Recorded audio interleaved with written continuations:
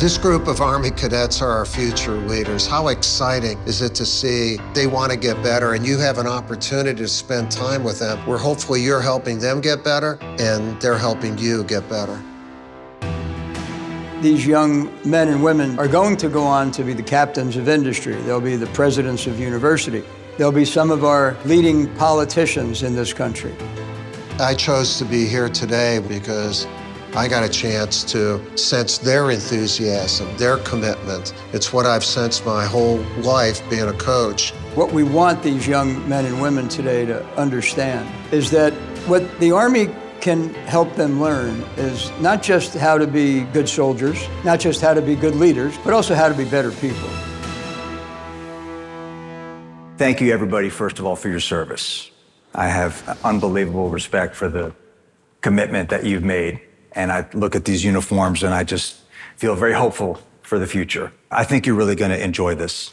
We're bringing out two men who have been unbelievable leaders throughout their entire lives. And they've done some great things and they've achieved some great things, but it's who they are far more than what they've done, which is going to bring value to all of us. So it's truly my honor to be here. I'm going to bring out my first guest. Our first guest, panelist, is General Martin Dempsey, who has been in the United States Army for some 4 decades. He's a former chief of staff of the U.S. Army. He was the United States chairman of the Joint Chiefs of Staff, which meant that he was the official military advisor to the President of the United States, feeding advice and information and strategizing with President Obama's entire military and intelligence team. He's also now a professor at Duke University here at Fuqua, got his master's in English after graduating from West Point. And largely because of his affiliation with Duke and Coach K, he became the chairman of USA Basketball. And so he got to deal with some great athletes and performers as well. So he's learned a lot about leadership and will pass along those lessons from all of those different realms. So, General Dempsey, if you will. Carry on. Please take your seats. You didn't think I'd come in predictably, do you, to a group dressed like this? No, sir. You can get the middle seat. Thank Go you, ahead. Sir. Catbird seat. How are y'all? You being all you can be? All right, keep it up. Fantastic, fantastic. Our next panelist is a familiar face in these parts. He's recently retired, and having known him for 30 plus years, I can tell you that he is actually busier now than when he was coaching Duke basketball. He is a lifelong leader, and more importantly, a lifelong learner. And so he's here to teach, but he's also here to learn from you all, share his experiences as a graduate of West Point, U.S. Military Academy at West Point, and obviously 40 some odd years as the head coach at Duke University, winning 5 national championships, multiple Final Fours, member of the Naismith Basketball Hall of Fame. And really the thing I know that he's most proud of is his work with USA Basketball, taking that organization, which had had its challenges and had not performed to the level that all of us wanted, and not just coaching the great players that he coached, but creating an organization of culture with his leadership and then empowering everybody to be leaders as well. My pleasure to bring in the former head coach of Duke basketball, Mike Krzyzewski. Thank you. Thank you very much. Thanks.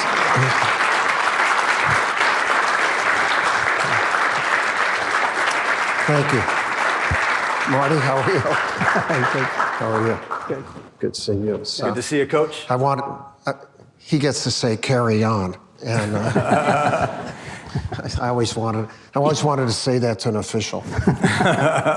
Carry on. I noticed the refs didn't stand up at attention and would respect the way these young folks did when he walked in the room. They're not looking for playing time. For me. Yeah. Maybe in your next line of work. Well, thank you, gentlemen, for being here. So we're gonna chat for an hour, but the most important thing that's going to happen comes after this conversation, which is when you join our conversation. So think about some questions you might want to ask these gentlemen. And believe it or not, they look great, obviously. They were once your age. Believe it or not, they were once your age. And what I learned about you all, General Dempsey, let's start with you, because it's kind of a similar story. You both went to West Point. When you first had the opportunity to go to West Point at the Yeah. age of 17 or 18. Neither of you wanted anything to do with the place. What was the reason for the reluctance, and then what turned that around? Jenna, let's start with you. You know, I wasn't all that smart at 18, looking back on it. You're probably a lot smarter than me, but I just thought that I knew what was best for me, and only I knew it. And I got the appointment. I already had a scholarship to another college, and I was content with that. And my mother, you know, my parents were second-generation Irish immigrants and worked hard to put us through Catholic school. And when I got the appointment to West Point, and by the way, I had only applied because I had some relatives who had served in World War II, and you know, they said to me, a life of service is really quite rewarding, so please apply. You don't have to go if you get in, you know. And anyway, I got in, and we got a telegram. I was out of the house. You don't even know what a telegram is, but we got a telegram. And They didn't just text you? Yeah, nobody texted me. But she called me home. My mother called me home, and my mom and dad were there, and they were so happy. You got into West Point. And I said, that's really interesting, but I'm going to this other college. And we had about an hour conversation, the end of which, I thought I was doing pretty good, by the way, in my argument. And then my mother broke down in tears. She said, you can't possibly miss this opportunity. And I said, well, it looks like I'm going to West Point. Mother's guilt. Mothers. You wouldn't know about that, would you, Coach? No, mothers are the best. They're the best. How did it go with you? Yeah, similar. I was a basketball player in inner city Chicago, and I was an all-state player, so I had offers to go to, I was probably going to go to Creighton or Wisconsin.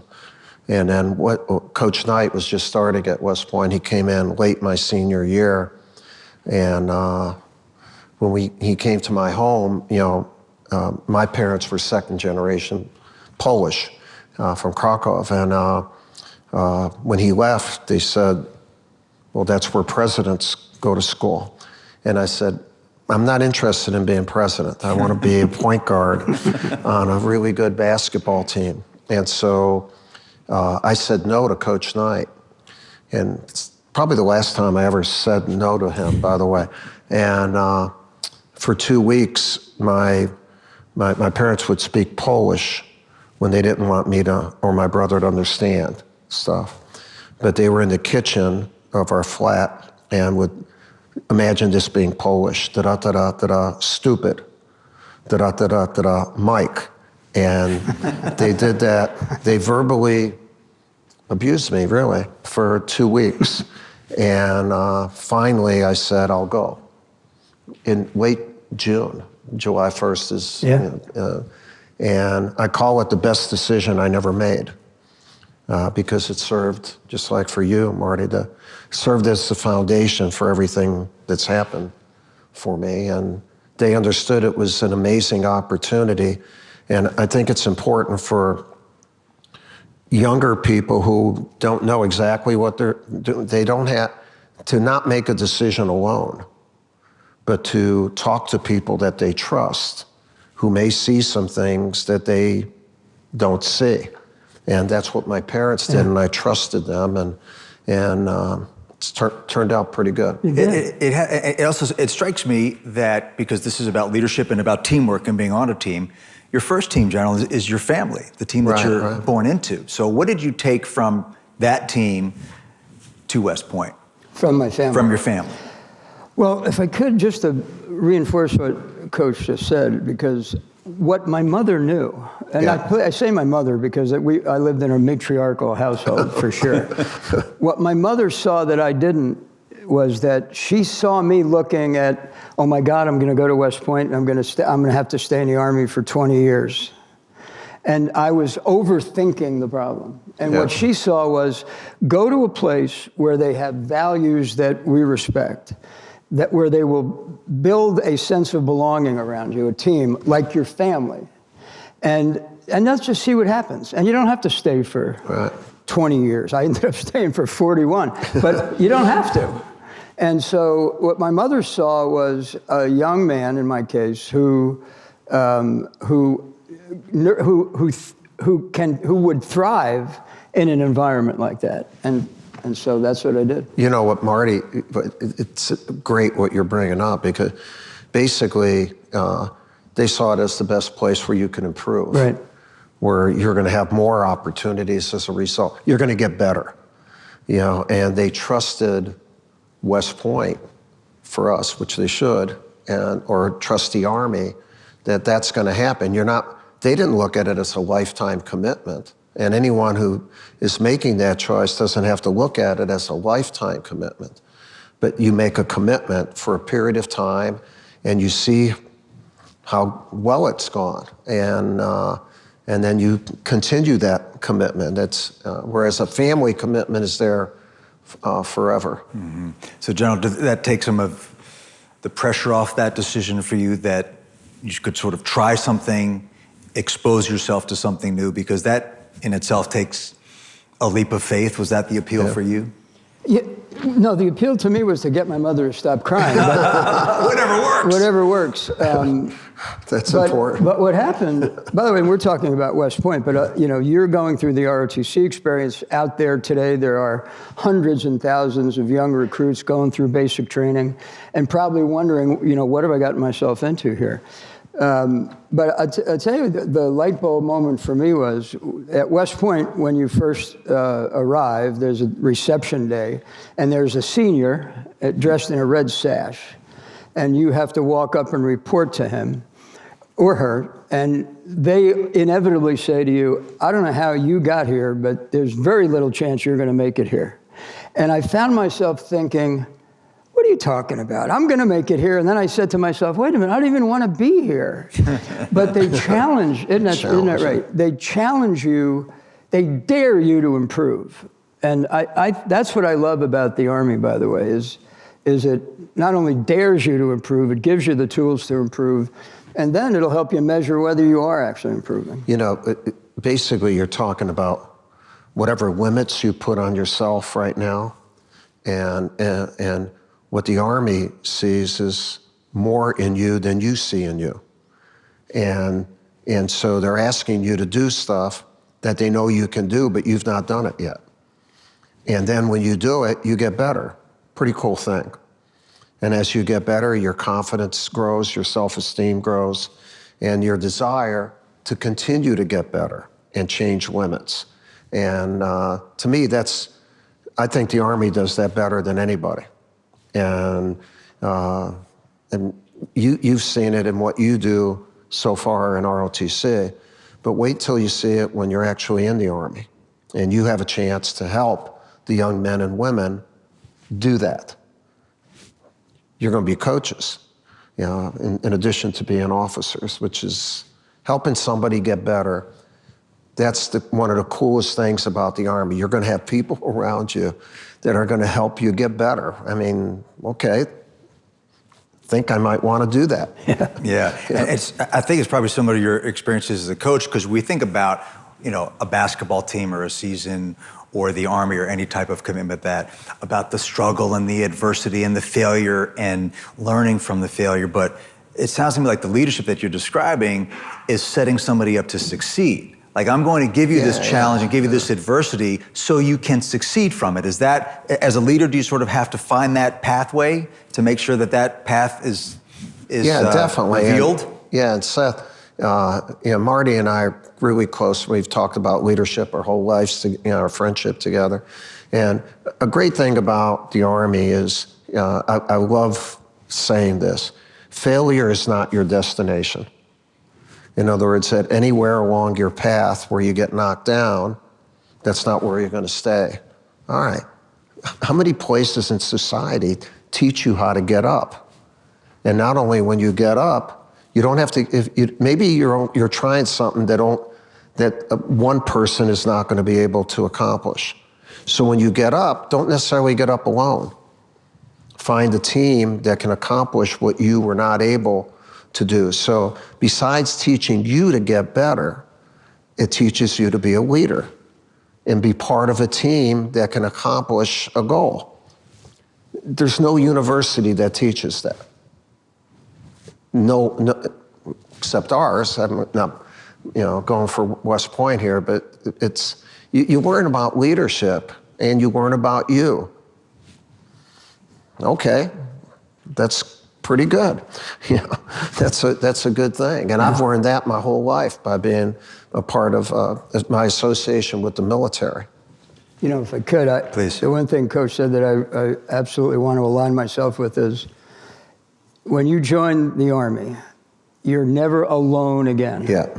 In fact, you all, I'm sure know this, but the most influential people in your life become your battle buddy, or if you were in the Navy, it's a swim buddy, or if you're a pilot, it's a wingman. Those are the people who you count on in the toughest times. I mean, I tell people, you know, when we used to ask soldiers to walk out of the gate of a forward operating base in Iraq or Afghanistan, they'd be crazy to walk out if they didn't trust the man or woman to their left or right. They'd be crazy to do it. And so they don't do it because they trust them. We provide the opportunities to build trust and confidence in each other, and then we ask you to do some very tough jobs, but you're never alone. Yeah, this is important to address, I think, because, look, we can all have our individual goals. There's nothing wrong with that. There's nothing wrong with wanting to strive. There's nothing wrong with being selfish. There's nothing inherently wrong with that, right? So, Coach, you coach young basketball players. They want to get to the NBA. Like, let's be honest, that's their number one goal. And so you have to align and say, well, set that aside for the sake of the team. That's really hard to do, and it goes against human nature. So you have to align those things, where if you become part of a team, you will actually go farther. So when we talk about being part of a group, it's not, well, we got to sacrifice and not go as far as, like, that's how you actually catapult yourself to individual success. So how does the Army align those two things, where it's not only is it okay to be part of the group, but it's for your individual benefit to be a part of this group? Yeah, well, a big thing, you want talented people, and you want them to have their egos, their self-esteem, and you just don't want them to go after it singularly or for their own interests.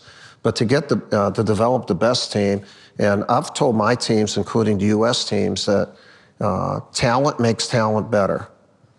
You're talented, you're talented, you're talented.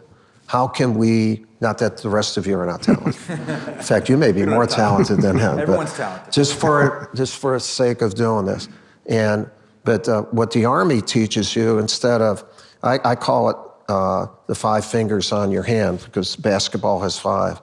I can have 5 talented players, but if they go at it like that, that's not going to work. So my goal is to get them like this, and they go after it like this. And that's basically what the Army does. They don't want you to hold down your talent. They want you to develop your talent and then learn how to use it with other talented people. And you do that by communication. You do it by telling the truth all the time, trust, having each other's back, winning and losing together. And a key component is being proud of the unit you're in. Do you know, like, for me, I told my U.S. team all the time, the greatest team on this planet is the United States Army. By far, by far. And so, you know, we want to develop the best basketball team in the world. We're going to spend a lot of time with the best team in the world. And so you're going to join the best team in the world. There's some youngsters out there who are thinking about this. Okay, I get a chance to join the best team in the world. I can say, I serve. I am in the United States Army. I am the Army. Boy, what a powerful thing to be able to say. And I'm excited for all of you. I'm also excited about the younger generation out there that has an opportunity to do this at this time for our country.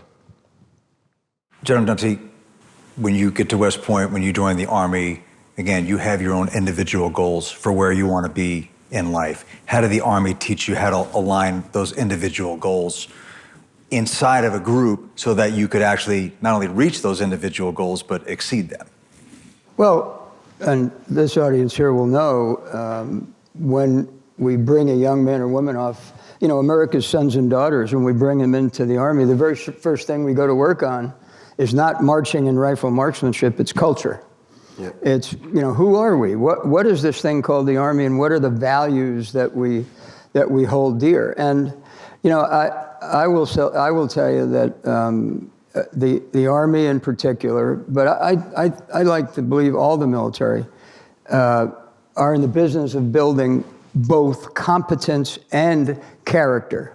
Now, you can go to work in a lot of places, and they're going to want you to be the best financial analyst. I'm not going to disparage other professions, but you can go to work in a lot of places, and your competence will be, for the most part, what everybody really cares about.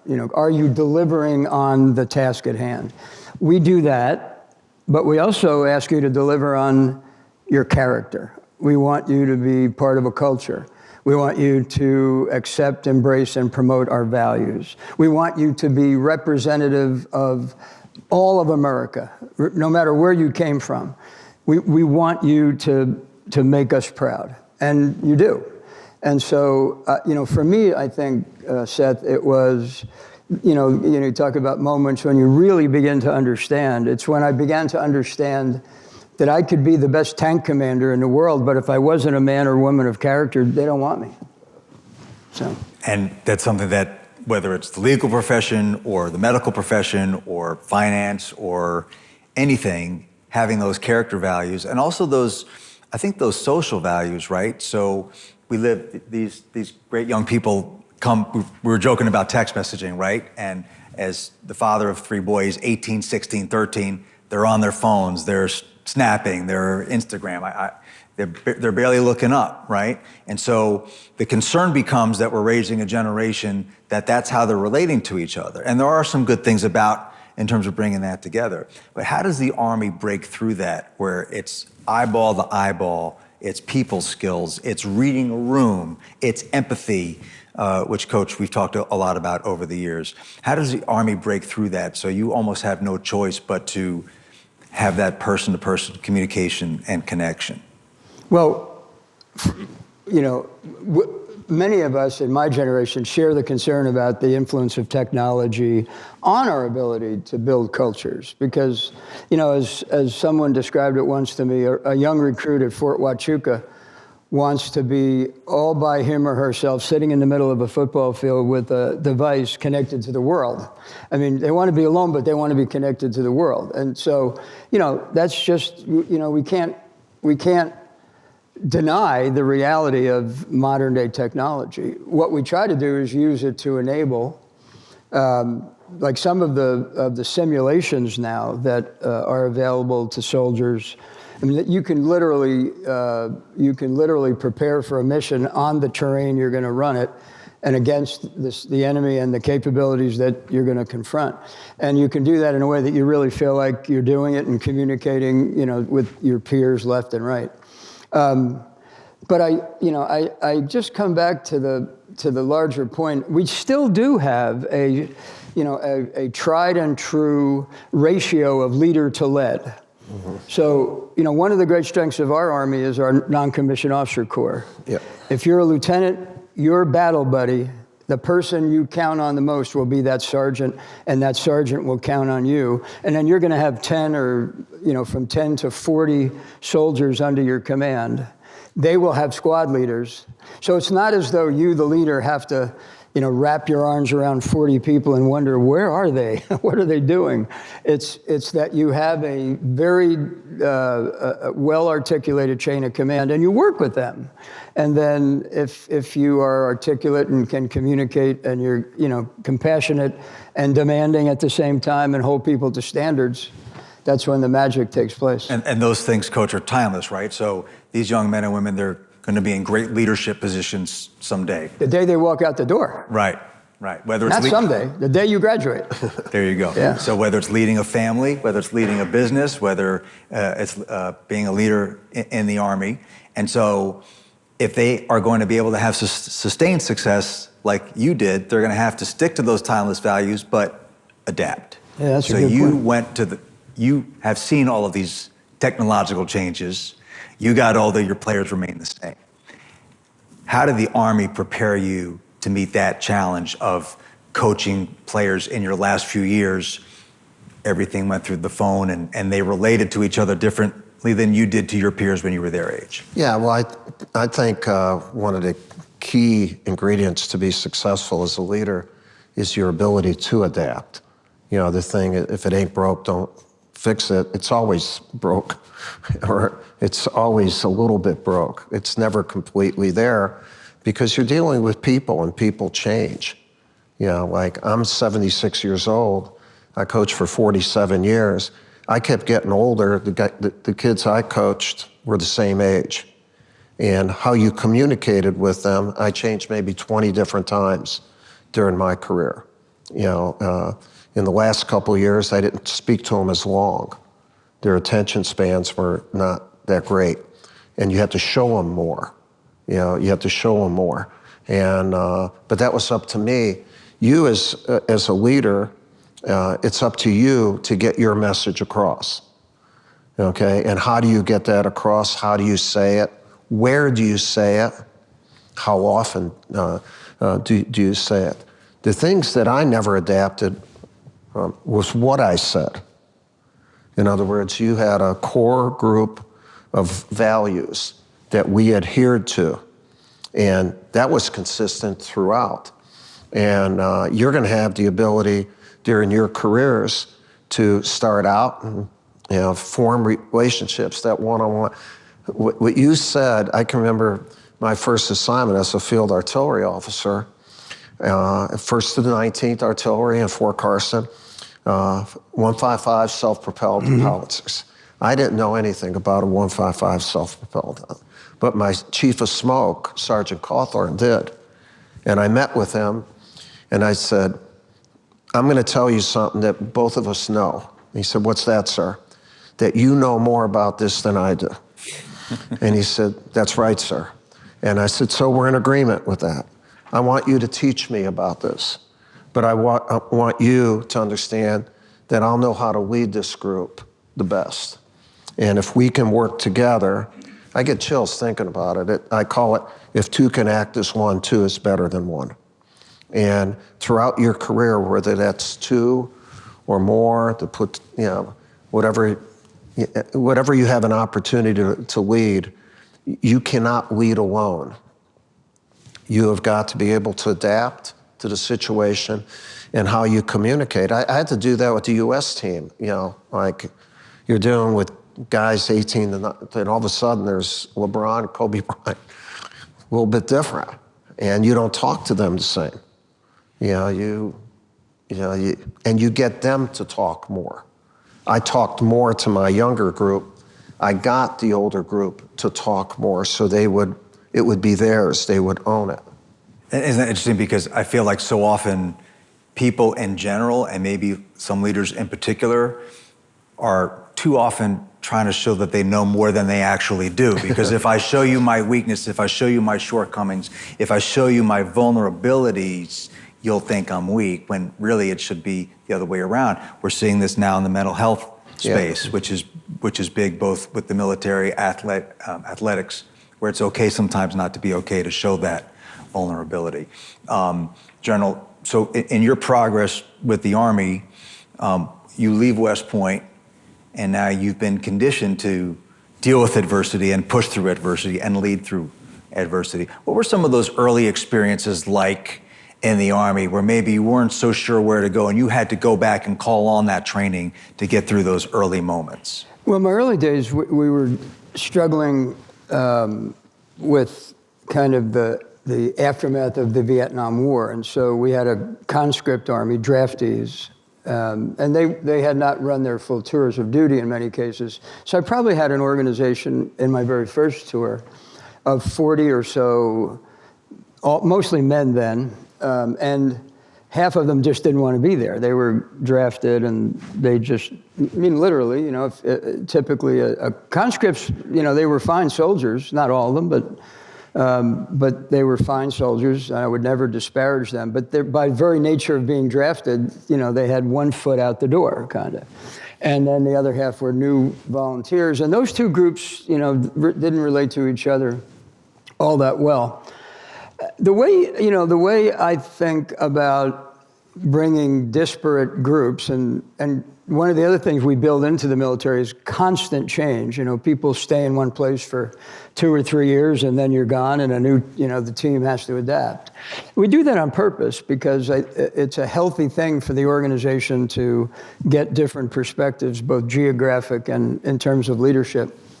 But I use sports a lot, Coach. Intramural sports was a great way to get people to get to know each other and compete against each other, who might not otherwise do that. And like a basketball court is always available, and you can get 10 people involved or less. And so I used a lot of intramural sports. And then the other thing was, you mentioned it earlier, Seth, we really want to give the people that work for us. You'll want to give the people that work for you a memory, some kind of memory. This is a phrase I actually shamelessly stole from Coach. He talks about leadership being the art of giving people memories, or giving players memories, whether it's a video or an experience, a leader's reaction course, a sporting event. If you can give them memories of what it feels like, not looks like, they have to feel it. Right. If you can give them a memory of feeling teamwork and belonging, they're going to remember that. And by the way, and failure. The Army has an exquisite system of training centers where you will go early in your career and you will be defeated on the battlefield by an enemy who's, a world-class opposing force. They're almost unbeatable, and we send you there to get beat so you know what that feels like too. And you can then think through what you might have done differently to do better the next time. But feeling and giving memories is powerful. And adding to that, you're not going to be in the Army. You are the Army. Okay, it's a big difference. And most people in civilian world, they work for, they aren't. And that's a big thing we had to do with the U.S. team. The first meeting I had with all those guys, I said, we always had a picture of our gold medal. That was our goal. And I said, you are not playing for the United States. And I paused, and I know they looked at me like, where's the pro coach? This guy's an idiot. And they may have thought that anyway, but then I said, we won't win that unless you are USA basketball. And for all the youngsters out there who are considering the Army, you've already considered it. You got a chance, you are going to be the Army. You're not working for. It's a big difference. And you can't just see and hear, you have to feel. So this is a great story. I tell them, all you guys are zillionaires and studs and whatever, and we're practicing in Las Vegas. I said, when you go up to your suites, look on your bed and be 16. Be 16 for a minute. And we had their Olympic uniforms out. Later that night, I'm in the casino playing some video poker, and I get a tap on my shoulder, and it's Kobe Bryant. And I said, what's up, Kobe? And he said, Coach, I did what you asked me to do. And I said, what happened? He said, I cried. I get chills thinking about it. Every once in a while, put your uniforms on your bed in those moments. If there's youngsters out there, is there something that Army uniform that you can put out on your bed and just see yourself in it and feel it. Feel it. And then try to feel it every day that you're serving. And it's powerful. Yeah. It's the power of ownership is as great a power as there is. The Army that he was such a great leader for, they never played home games. They were always playing on someone else's court or field. You better own who you represent, because the people you're going against, they own that. Yeah. It's a powerful thing. You mind if I tell the story about the exchange at half court? Oh, no, it's a great... Because the same team, actually. Yeah. Coach called me up. I was the chairman of the Joint Chiefs, and he said, you know, I've got this incredible group of athletes, but I really want to make sure they understand what they're about to do, what they're about to represent. As you said, you know, the United States of America. So we brought them to D.C. We did a bunch of events, you know, with military kids, clinics, exhibition games, took them to Walter Reed, took them to Arlington National Cemetery. We were almost done. We were having a dinner at a restaurant downtown. It was 10 o'clock at night, and Coach leans across to me and says, that was great. I said, yeah, I really think it was, Coach. He said, but it's not enough. Now, mind you, they're leaving late the next day. It's 10 o'clock at night, and he says, we need something else. And I'm thinking, what in the world could we dig out of the, you know, what have we not done? Yeah. And I looked out the window of the restaurant, and the Vice Chief Staff of the Army was Lloyd Austin at the time, who's now the Secretary of Defense. And his detail, we were in suits, but his detail was out there in this uniform. And I took notice of the flag, Velcroed to your right sleeve. And I thought about it for a second, and I leaned over to Lloyd and I said, could you get me like 15 soldiers to the Washington Armory? I think it was the Armory, right? Yeah, the Armory. And we were going to have this final session. Could you get me 15 soldiers in, you know, utility battle dress uniform by noon tomorrow? And he said, okay, you know, it's 10 o'clock, and it's a Friday, so it was a Saturday. And I said to Coach, what do you think about this? And so what we did, he lined up his coaching staff and the players on one side of half court. We lined up the 15 or 16 soldiers on the other side. I explained to the group, and by the way, the stands were filled with military families. I explained to the group the significance of why we wear the flag on our right shoulders and that we carry it with us wherever we go. In harm's way and in good times and in bad.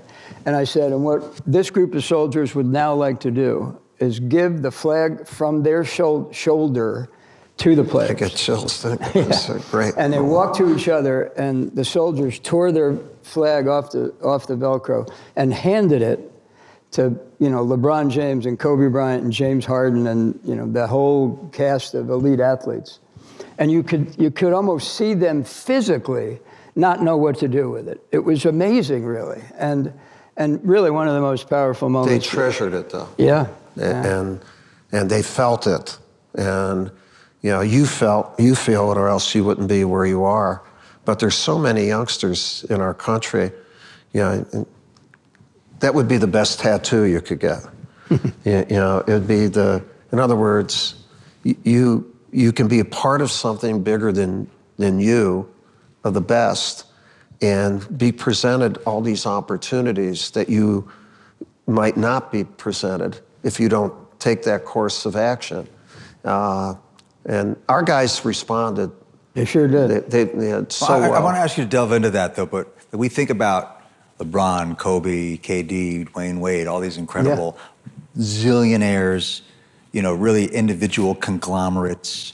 Everybody, I mean, if those guys walked in this room, we'd all be in awe. And yet they were in awe of the soldiers. What do you think from their perspective caused that reaction from the soldiers? Coach, you know those guys. Yeah, right? Well, one, they've never met anybody like that.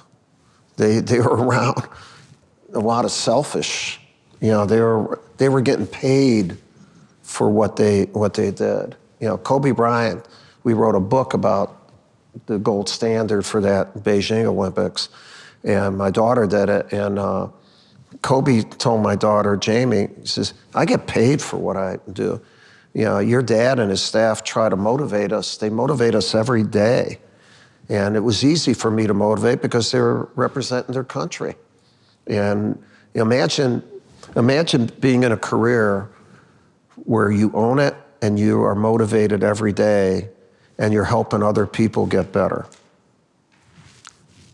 Come on. Come on, man. You know, that's a heck of an opportunity. That's a heck of an opportunity. You're going to love it. You're going to love it, and there'll be tough days, but that's, you know, tough teams and tough people figure out how tough days turn into victories. And then it becomes a habit. And then when tough hits again, say, I beat tough before, let's keep beating tough. And to be part of an organization that does that is the ultimate honor, I think. And you guys were smart enough to bring in General Dempsey as the chairman of USA Basketball. First of all, let me just say, I love that you referenced your use of sports to foment cohesion inside of your unit. That's an incredible message, and the NCAA tournament is about to start, and you just see that in such raw precision. I always say, you know, the ball doesn't know the race, the gender, the religion, the orientation of the person who shoots it. If the arc is true, the ball goes in. So you used sports to create cohesion when you were in the Army. So now you have this experience with USA Basketball. What was your main takeaway? What did you learn from that experience that made you a better leader? Well, part of what I continue to take away is I was telling Seth and Coach earlier that I was so proud to wear the uniform, and to be, the image I've always carried with me is, you know, you walk through an airport and somebody will say, hey, are you General Dempsey? And, you know, and because again, the family persists long after you leave it. And, or somebody would say, what do you do? What do you do? I was very proud to say, I'm in the Army. That's what I would say. I didn't say I'm a colonel or I didn't say general. I'm in the Army, and that's what I do. And I was proud to do that. And so when I retired, I wanted to have that feeling, back to feeling. You know, I want to feel my way through life, not kind of bludgeon my way through it. And I wanted to be able to say, when someone asked me the question, what do you do? I wanted something that I would beam about. So I got it on 2 counts. I got it because I love saying I teach at Duke University. And I love saying that I'm the chairman of USA Basketball because fundamentally, you know, USA Basketball does the same thing that you do. You represent our country around the globe as members of the United States military. USA Basketball represents the country around the globe in international basketball competition, 5-on-5, 3-on-3, men and women.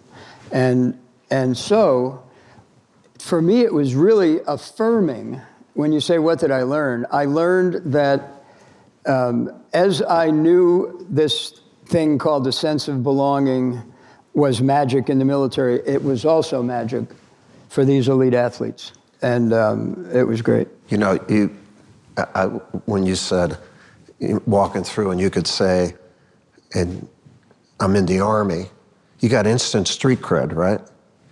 You know, no, really, come on. Like, I'm an accountant, nothing against anybody else. Yeah. I'm a lawyer, or, you know, then I'm in the Army. And then instant street cred, and they would want to know, well, what do you do in the Army? And then you would be able to explain what you do. And the people that would ask you that would be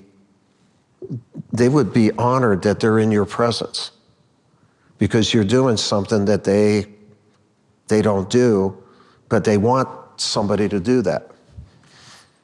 And to me, that's a big part of choosing this as your career, or the start of your career, is knowing that that's going to happen. These are like force multipliers. These are the benefits besides what you get paid for and whatever. You know, you got a chance to the self-esteem of representing something that's the best. And I love when you said that, I just said, man, he's got great street cred. And I told him today, I said, you have to wear a sport coat. I said, because if you bring one of those uniforms, you have all these medals. And I might as well sit in the other room if you do that. So thanks for giving me that. Most of those medals are for perfect attendance anyway. Very good attendance. Attendance is important. Punctuality is important. Right. General, when you talked about your experience at USA Basketball, were you surprised that those guys bought in the way that they did, those players? Well, I came in, remember now, I came in 16, and Mike, you started in 08. In 08, and... Well, 05, really. That's right, '05, to get ready for '08. And one of the things that had happened to USA Basketball before your time, and I'll speak to it because you probably wouldn't admit how far you took it. We lost our culture. You know, we became a bunch of individuals, and we became a pickup team every 4 years, which is not the way to compete on the international stage. So the culture that Mike built, and Jerry Colangelo, my predecessor, was that, you know, we're going to start making you part of USA Basketball at 16 years old in some cases. So as I mentioned, we have under 16 competitions, 17, 18, 20, and then we have some other competitions, and then the World Cup and the Olympics. And a lot of these players now have been part of USA Basketball, so we make them part of the family right from the start. And then when it does come time for the big events, like the World Cup and the Olympics, you know, thankfully, these athletes really want to be part of it. And the cost of admission is buying into the culture that I inherited. So my job, honestly, has been to try to keep the culture going as the game changes, as the nature of the NBA and WNBA changes, as schedules change in FIBA and, you know, some of the other basketball federations. As they make changes, we have to make changes. But the core of it is the culture. I want to jump around a little bit chronologically, skipped over this a little bit, Coach. I'd like you to talk, if you would, about your early years at Duke. Everybody sees now, we all know how the story ended.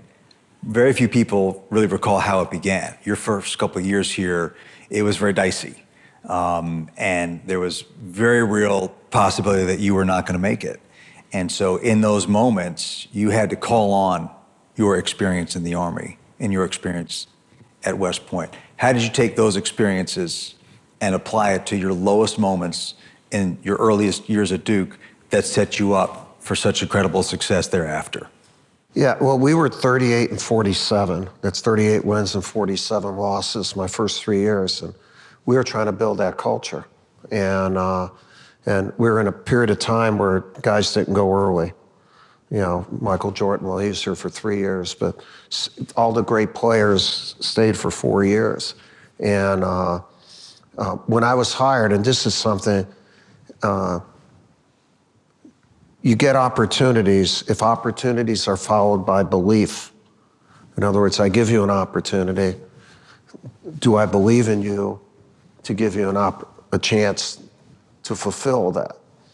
So when I was hired, it took 3 interviews. I turned down, actually, I was still going to be the coach at Iowa State, and I turned it down, and I wanted Duke.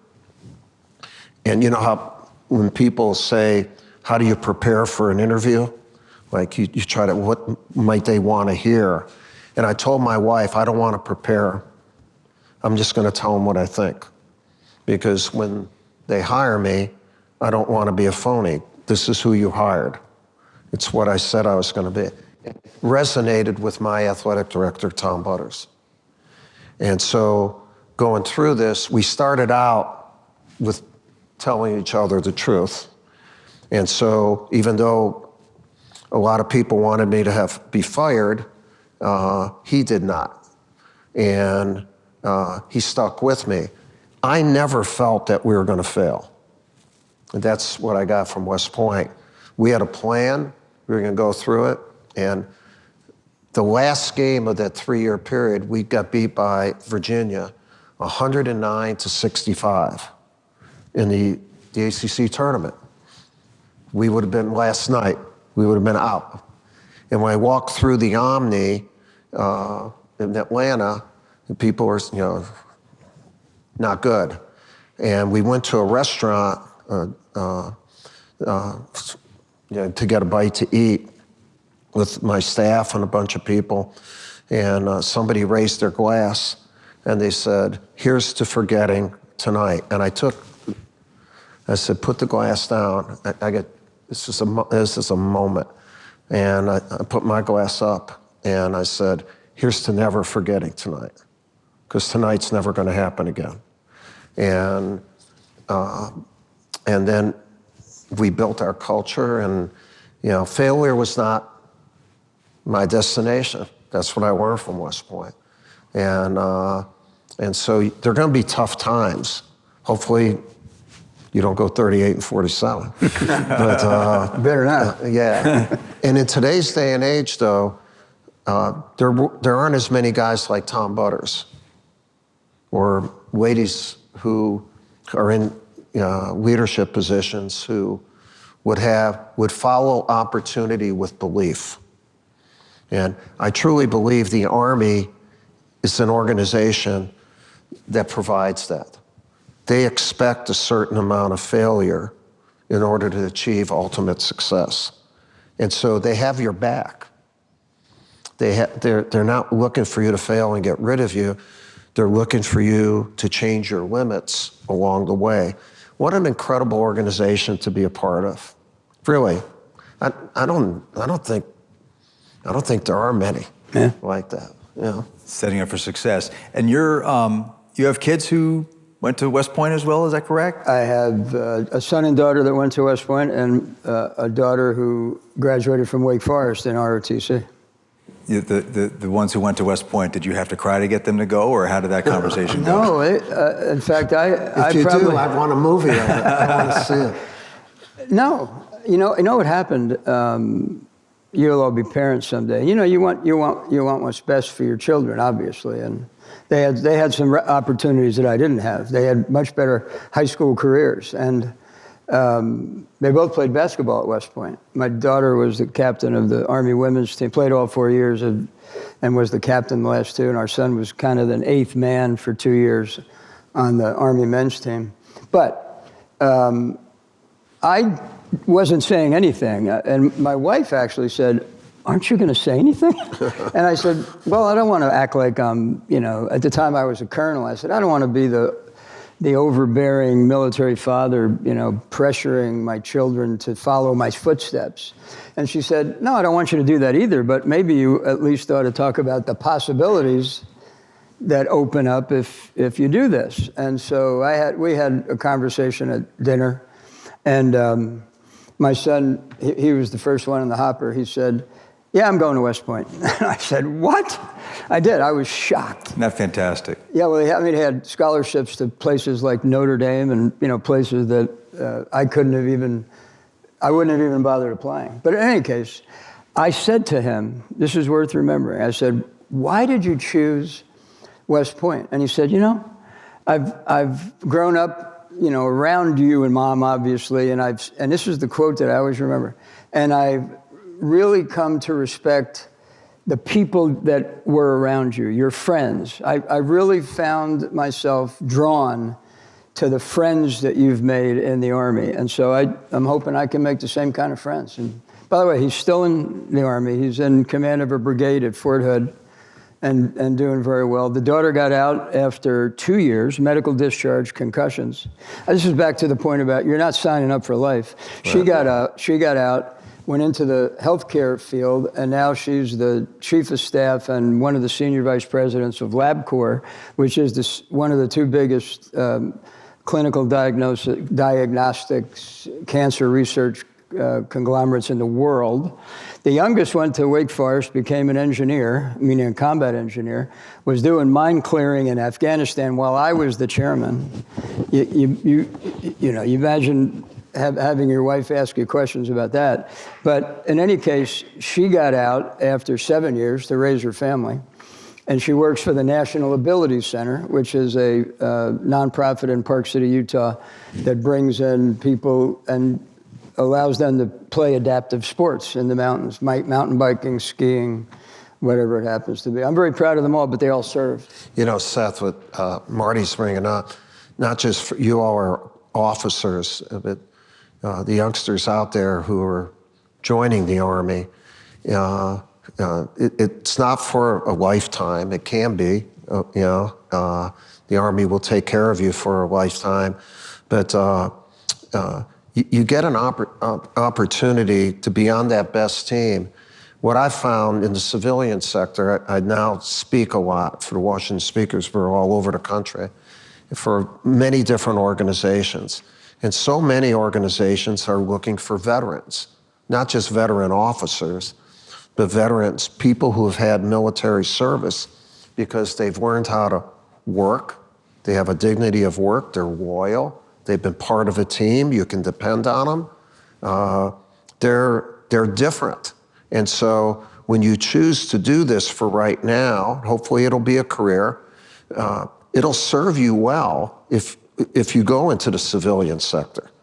And because people are looking for that. They're looking for it more and more in today's technical age where people are not talking to one another, they're texting and whatever. You're more different now than 10 years ago, 5 years ago. You're more in demand by companies and organizations all over the United States.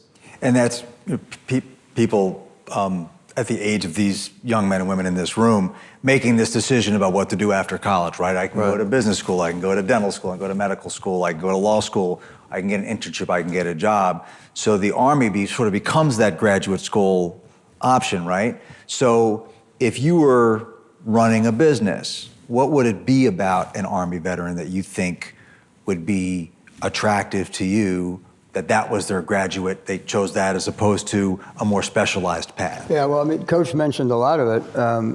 When he mentioned about work ethic, the dignity of work. The thing about being in the military is,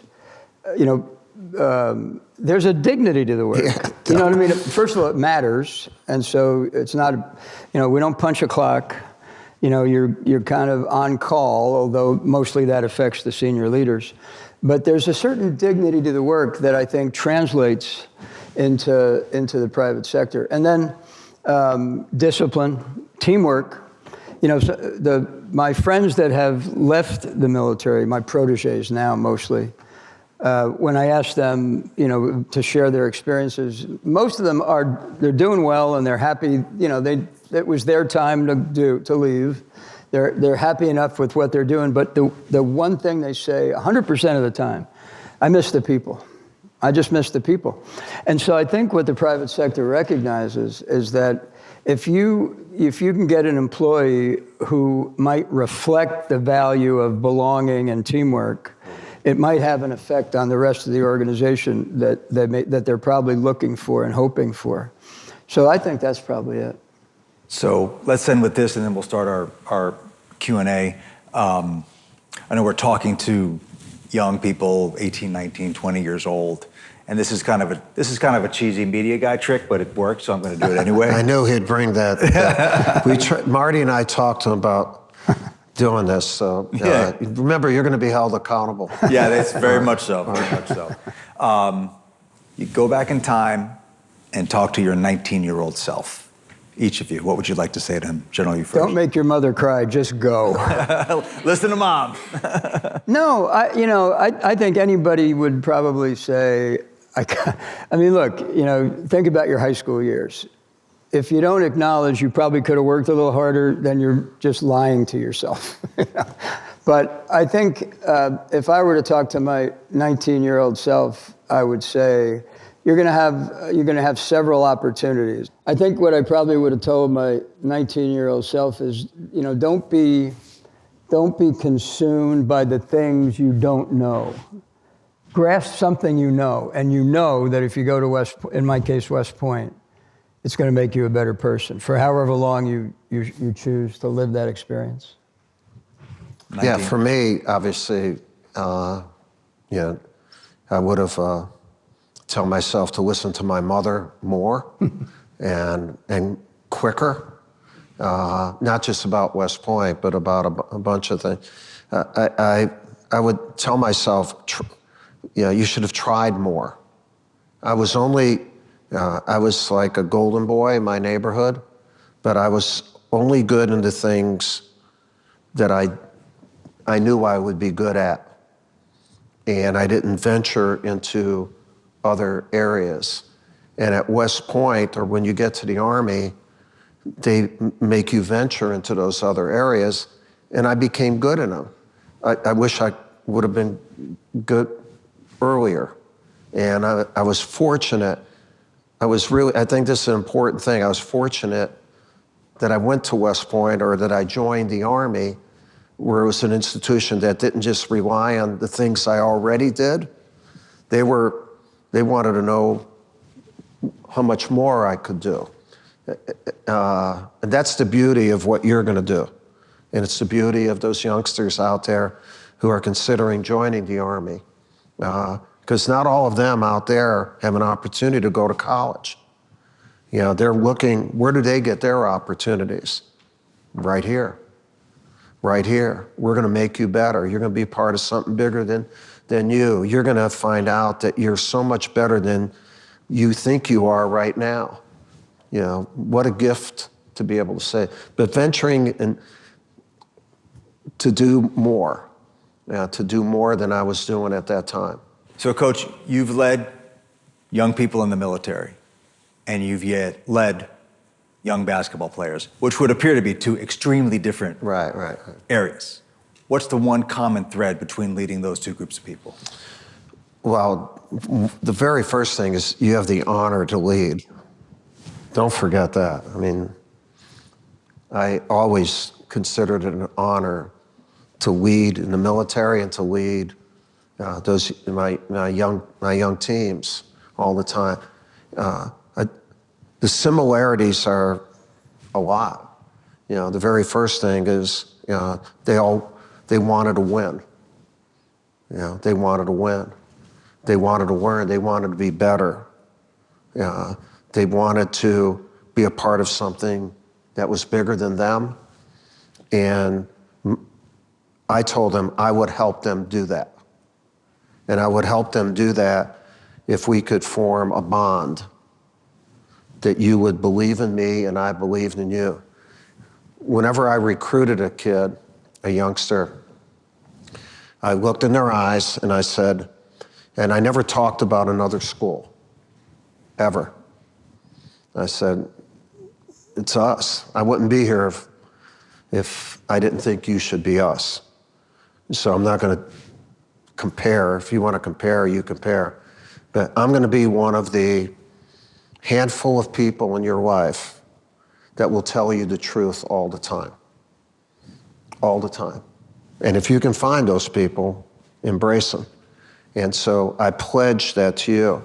And you know what I want from you? I want the same thing. And so if you give me that and I give you that, this is going to be really good. And so when you talk about relationships, I have lifelong relationships with my players. And that's what you have a chance to do that in this life. Everything I've done as a coach really was based on what I learned, not just at West Point, but I learned in the Army, because that's the way I approached, the men and women I had the honor to lead in the service. Coach K, General Dempsey, thanks for being here. It was a great honor to be with you guys. Give them a round of applause. Let them know. Thank you. Thank you.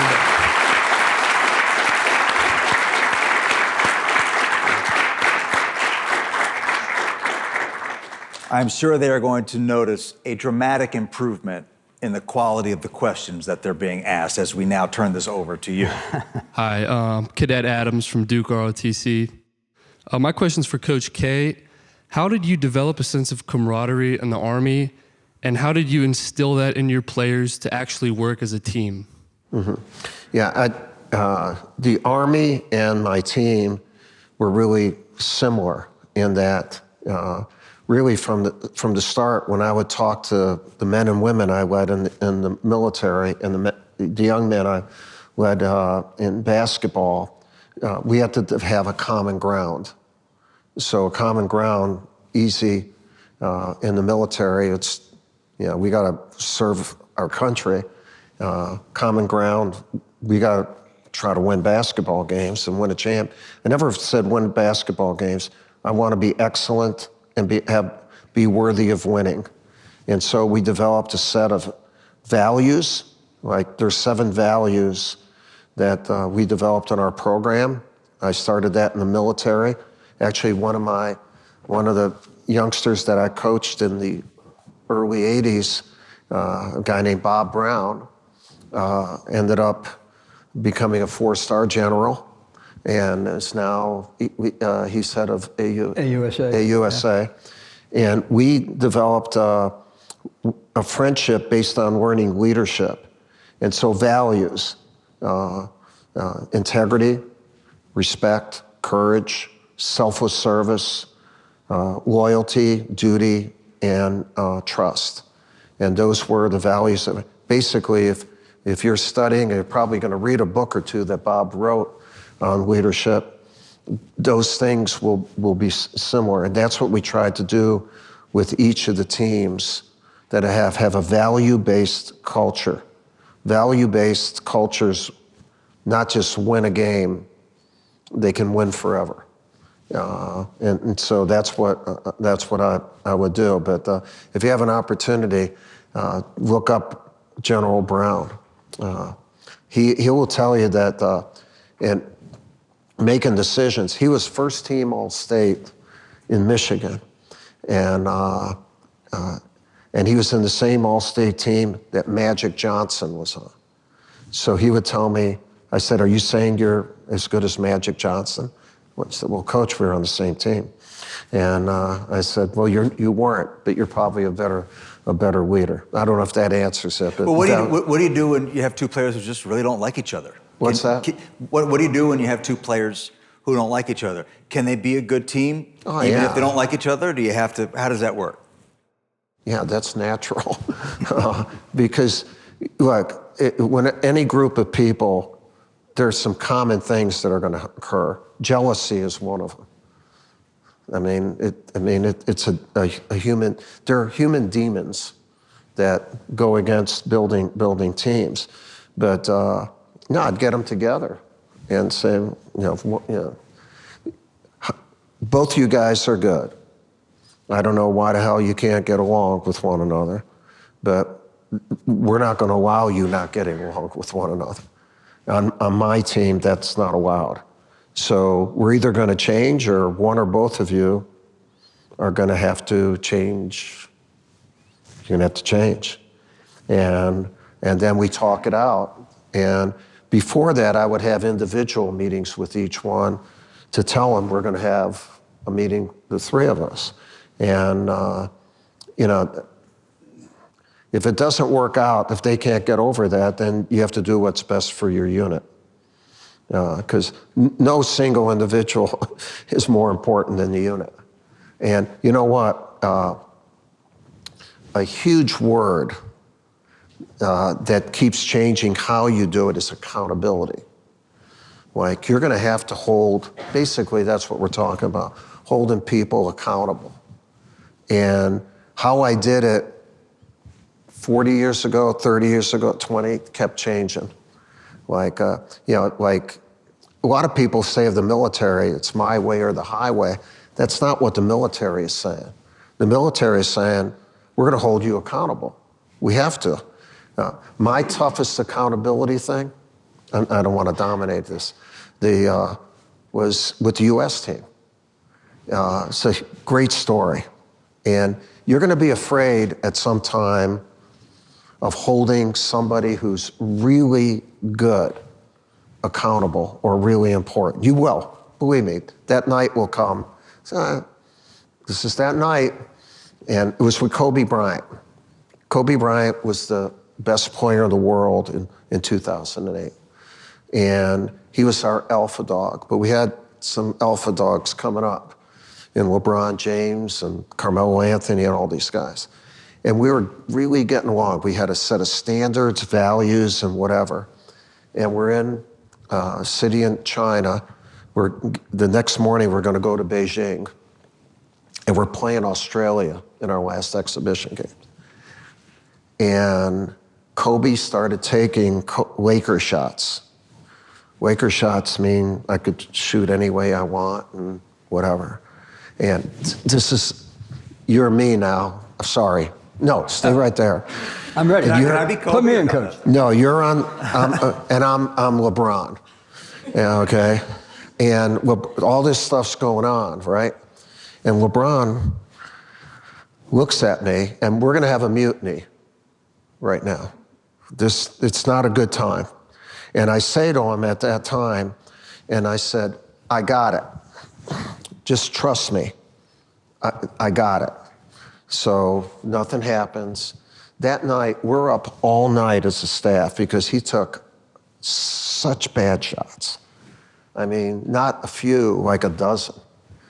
And I have to hold him accountable. I have to hold the best player in the world accountable. So the next morning, I see him, I said, Kobe, we have to have a meeting.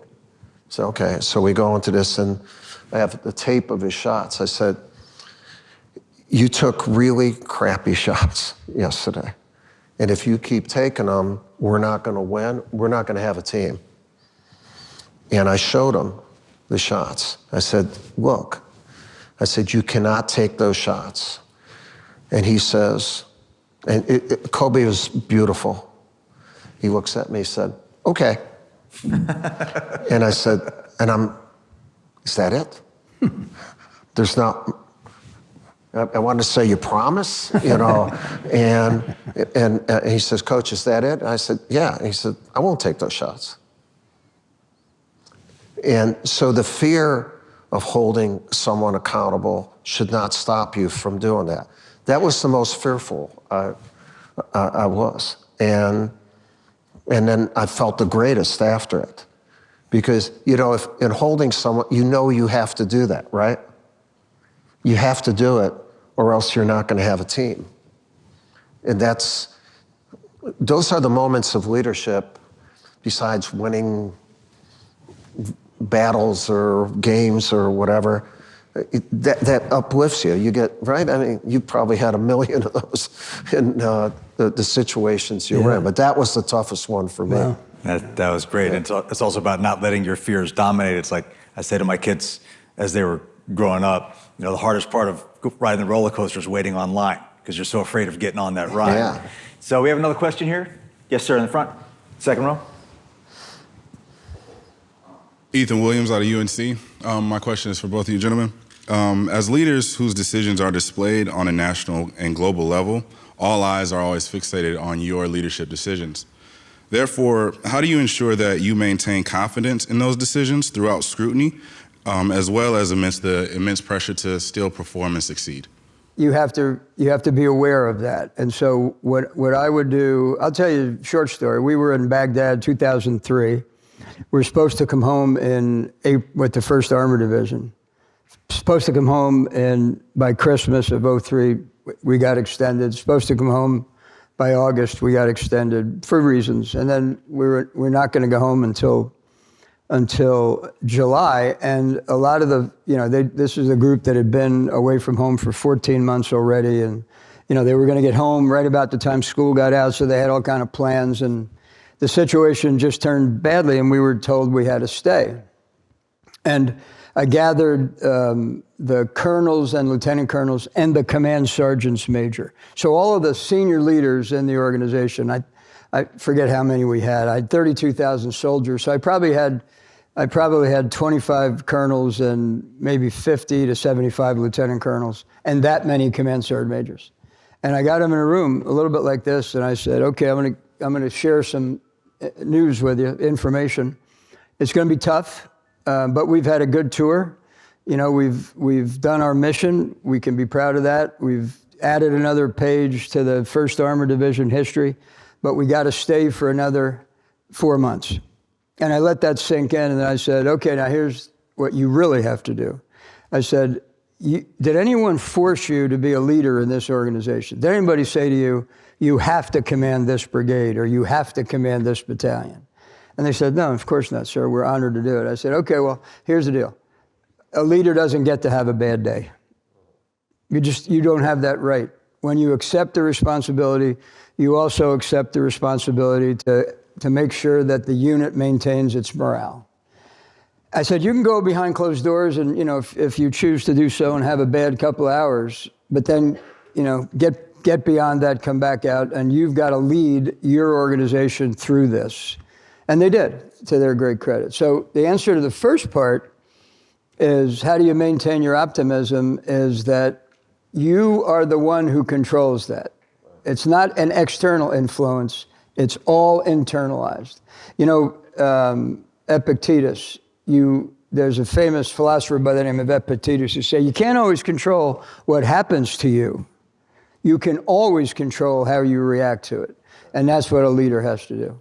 And then the scrutiny part is, if you are doing what you know is right, then you don't let the scrutiny change you and the way you go about your business. I had to appear before Congress 48 times for congressional testimony. God bless you. Yeah, it's actually a standing record. It's almost it'll never be broken, I don't think. But it probably will be, actually, but it wasn't broken yet. And every time I went over, I knew, first of all, that the camera's right there when you're behind the table. And the senators and the congressmen come and go. They don't stay there the whole time. And so you get the same question multiple times. And depending on who asks it, sometimes it's really edgy. How could you be so stupid? How are you so, they wouldn't come right out and say incompetent, but they'd say, we expect more from our leaders in whatever issue is being debated. And you're on television, so your children and your parents are seeing you, kind of raked across the coals. But here's the thing I always remembered. It's part of our system. The chairman has to be an advisor to the president and the SecDef, and he has to consult with Congress. And so as long as I knew I was prepared and I was speaking truth to power, I didn't honestly care much how they received it, honestly. Now, it might not, maybe like the first 4 hearings, I probably went home and felt sorry for myself, but eventually you figure it out. Coach, it's hard enough to be win. yourself. It's hard enough to win a basketball game. Just win the game. Well, knowing that camera's on you the whole game. Forget about what did that add? Yeah, that's a lot easier than what he did. Yeah. And the one thing I'd say, and we've talked about this in the past, don't prepare alone. Don't make if you have time, let your team around you give you input. You don't have to be the smartest person in the room. You have to get input before making a decision, and don't make a decision emotionally. And because what you're doing is you have a lot of emotion, and if you have time, prepare and get your teams. Besides that, and create an environment where they're willing to give you input. Where you want. That's 2 of our values: respect everyone in your unit, so that they have the courage to say what needs to be said in the moment it needs to be said. And he's been, Marty's one of the great American leaders of all time, and his ability to allow people around him to be really good and give input, I think is one of his greatest strengths. That's very kind. Inclusion is really the word I'd leave with you. If you allow the people around you if they know you value their contributions, they'll give it to you. Yeah. If they also know that you don't value their contributions, they're not going to give them to you. And the one last thing I'll say, I wish I'd coined this. You might know who did. Maybe it was you.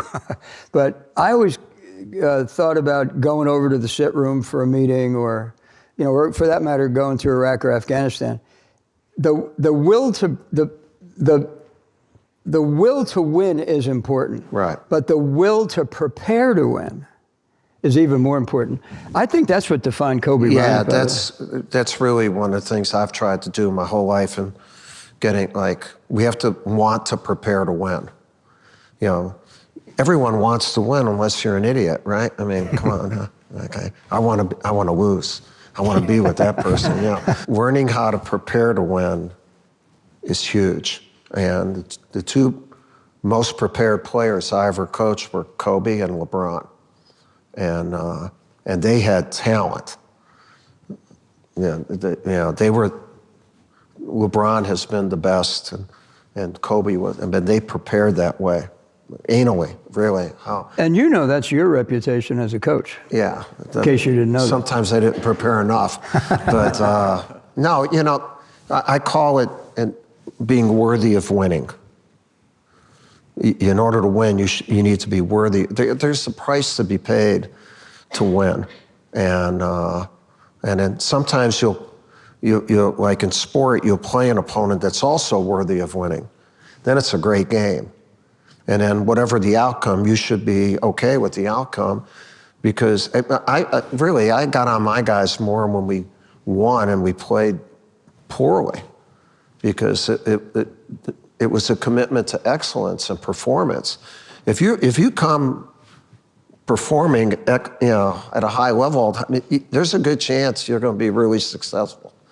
Yeah. Let's get some more questions before we run out of time. Yes.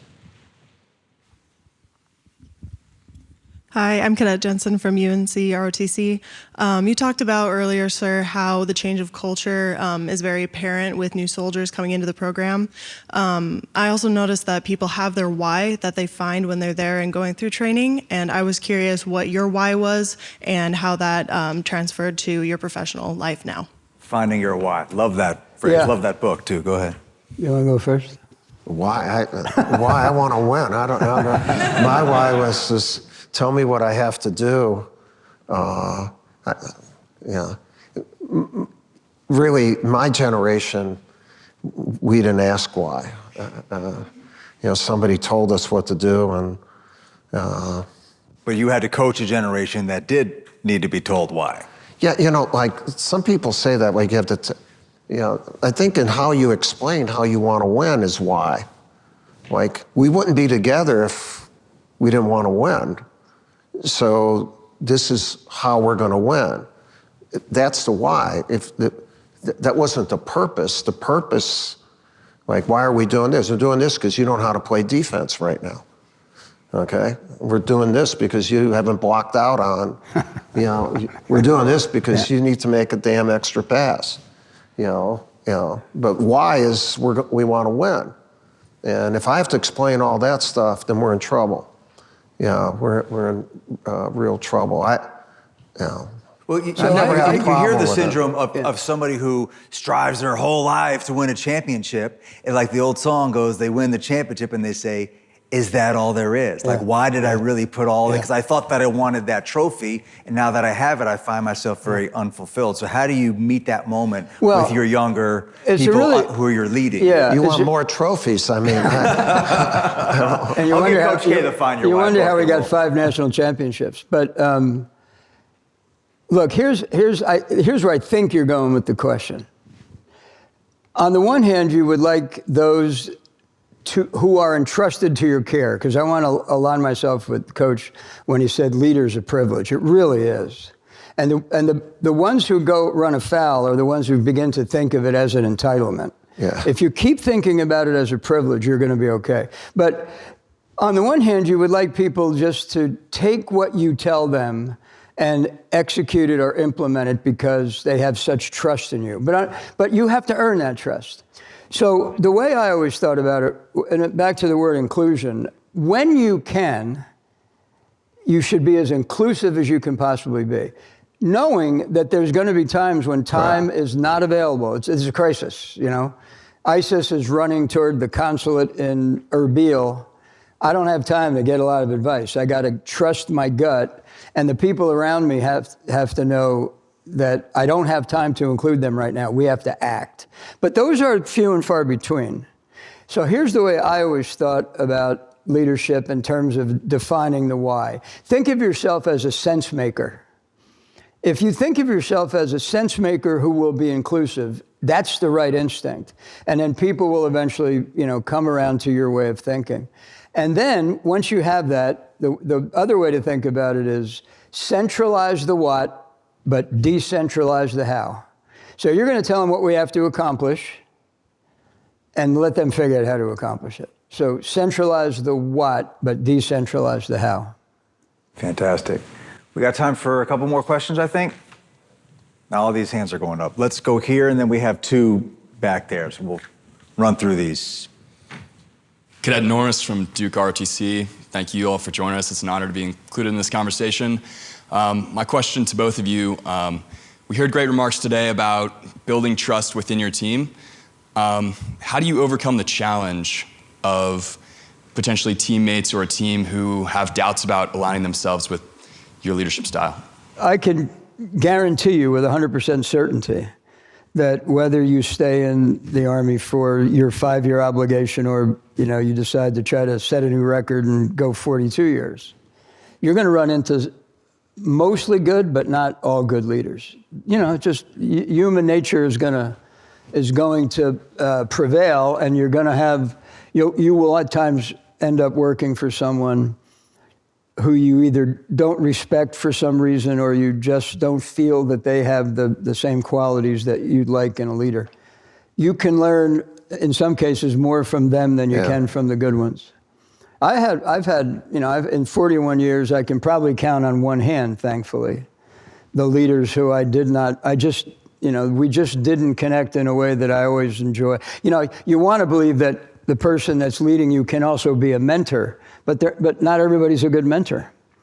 Sometimes your best mentors are your peers, and when you get more senior, the people that work for you actually are somewhat your mentors. So I wouldn't dwell on, as long as you're all following the same value system, if there's an integrity issue there, or if there's a morality issue there, or some really dangerous competency issue, then you got to bring it to somebody's attention. But if it's just leadership style that's rubbing you the wrong way, take note and don't do that. Yeah. Are you talking about working for someone? Members of your team who may not, You're talking about your team. Oh, you're talking about looking down. May not trust you. Right. And how do you feel you would sense that? They're not maybe aligning themselves with your mission, what you have as the idea for, what you want the team to look like. I would use when you're in situations like that, remember your leadership is not singular, it's plural. So in the unit that you're in, you have other leaders, whether it be the first sergeant, the platoon leader, the squad leader, or whatever. And I have assistant coaches. If I found like a player, he's not getting me like he should, I would try to get intel through my leadership team. You should develop a leadership team. In the military, it's there. When I speak to companies, I said, what's your leadership team? He said, we don't have a leadership team. So it's a mistake, because the leader, it doesn't have to be one-on-one like that. Someone else can provide you information. The other thing, when you meet with either individually with your first sergeant or whatever, have that one-on-one talk and say, let's be truthful. I don't think I'm getting across well with so-and-so or with the unit. What do you think? I think you're not, sir. And well, tell me what you would do. In other words, that's inclusive too. And it shows a certain level of vulnerability, and that's a power. That's a power. That doesn't mean you show weakness all the time, but in those situations, and the more you can get, you don't need to connect with everybody. Your leadership group needs to be able to connect and use them. But you'll have people who don't believe. Part of it, like in sports, it's, these kids are hearing so many voices. There's social media, there's, parents who want them more playing time and all that. And then you're going to have to develop a relationship in that environment. And so what John Shire is doing right now is a little bit different environment, even in 1 year, than I had, because there are transfer portals, there's NIL and all that. But don't feel, leadership should not, you do feel alone at times, but don't lead alone. Don't lead alone. It's not going to work to the level. And for me, I know for him too, our families were big. For me, my wife, Deanie, his wife, both of us had teams. Two's better than one if two can act as one. We both benefited from that, where you have to be around people who tell you the truth. And in that case, that's how I would try to handle it. Right. We had a couple back here, young lady right there. Thank you for your question.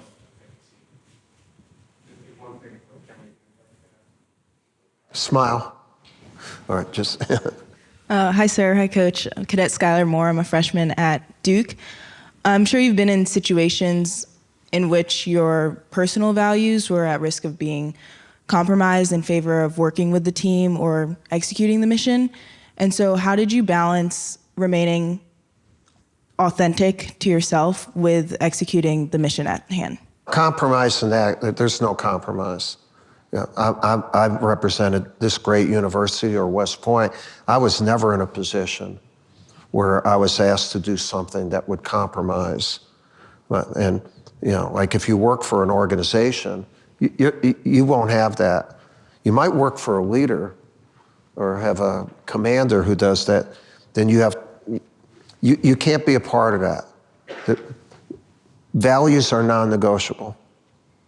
They're non-negotiable.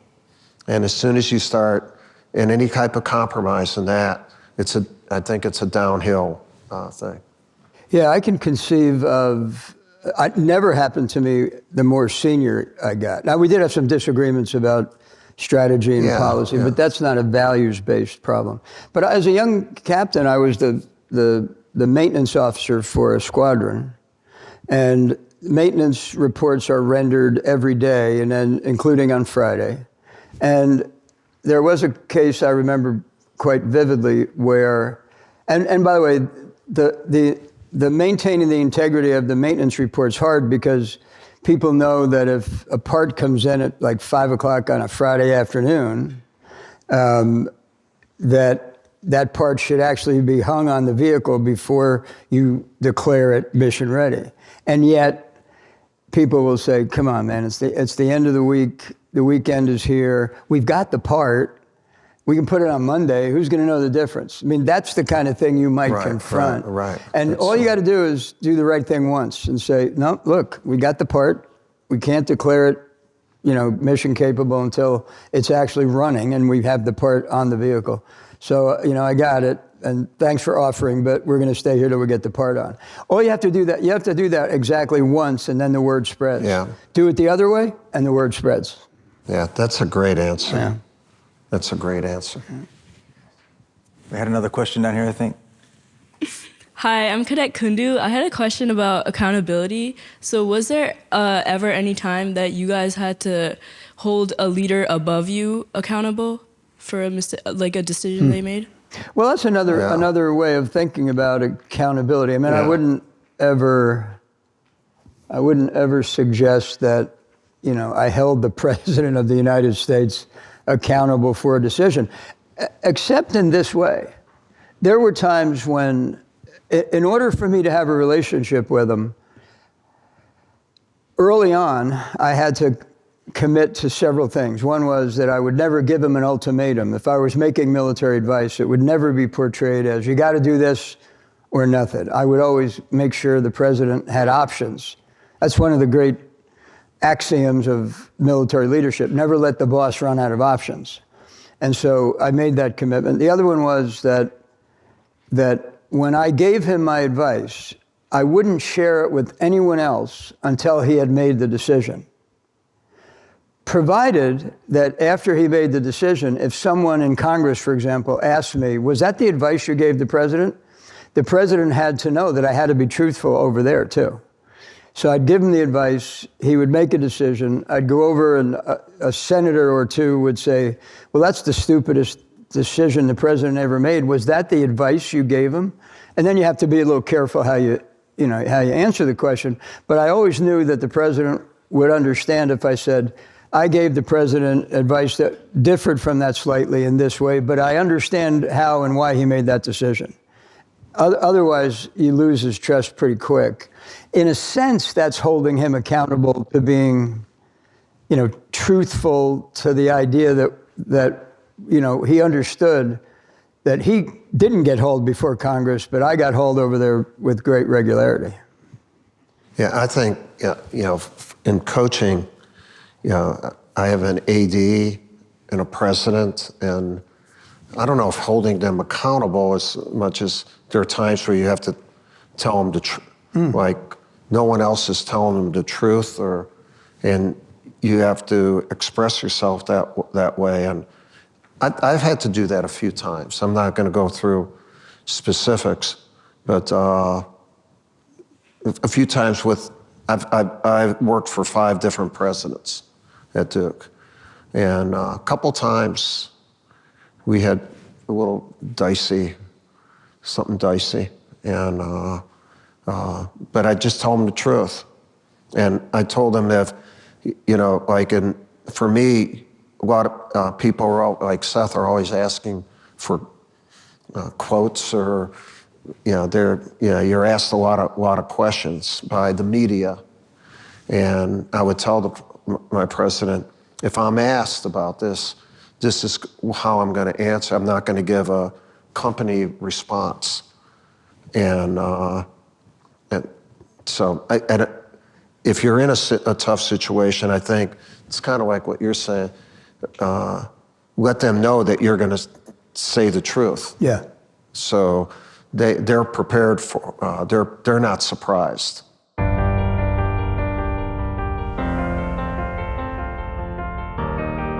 Joining the Army can be looked at as an uncommon path. Well, that's exciting. Why would you want to be common? You have an opportunity to join the best team in the world and go on a path that very few have been able to walk. Life in the military can be the foundation on which the rest of somebody's life can be built. When you join an organization like the United States Army, that's your bus. It's the people you're going to travel the road of life with. We're going to make you a better person.